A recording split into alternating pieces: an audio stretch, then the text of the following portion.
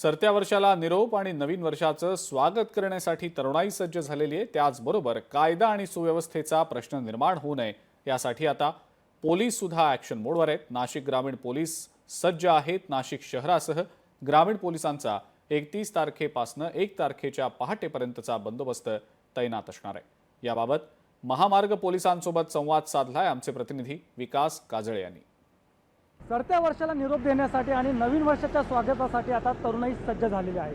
त्याचबरोबर नाशिक ग्रामीण पोलीस देखील आता ॲक्शन मोडवरती आलेला आपल्याला पाहायला मिळत आहेत। नाशिक जिल्ह्यातील इगतपुरी परिसरातील आपण या घाटनदेवी परिसरामध्ये आहोत। या ठिकाणी जर बघितलं तर 31 तारखेपासून 1 तारखेच्या पहाटेपर्यंत बंदोबस्त तैनात करण्यात येणार आहे।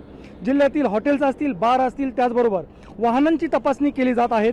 सोसायट्यांसह खासगी जागेत विनापरवानगी मद्य पार्ट्या करणाऱ्यांवरती देखील गुन्हे नोंदवण्याचा इशारा पोलीस प्रशासनाने दिला आहे।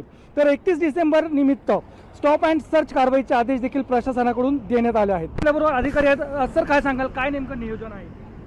आज सरत्या वर्षाला निरोप आणि नवीन वर्षाच्या स्वागतासाठी बरेच तरुण आनंद साजरा करतात। त्या निमित्ताने बरेच तरुण हे अल्कोहोल म्हणजे दारूच्या नशा करून रस्त्यावरती वाहन चालवतात, जोरात वाहन चालवतात। त्यानिमित्ताने आम्ही आज महामार्ग पोलीस केंद्र घोटी यांच्यातर्फे एकूण 3 अधिकारी व 20 कर्मचारी यांच्या राष्ट्रीय महामार्ग NH3 व 160A वर 3 टीम केलेल्या आहेत। दारू पिऊन वाहन चालवणाऱ्या इस्मांची तपासणी करून त्यांच्यावर नियमानुसार कारवाई करणार आहोत।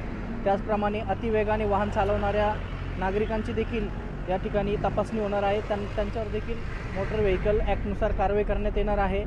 मी या निमित्तानं सर्व नागरिकांना किंवा प्रवाशांना विनंती करतो, आपण नव वर्ष नक्कीच साजरं करा, जल्लोषाने साजरे करा, परंतु काटेकोर नियमांचं पालन करून ते साजरं करा। लोकशाही न्यूजसाठी विकास काजळे, इगतपुरी, नाशिक। लोकशाही मराठी ऐका, पहा, जागरूक रहा।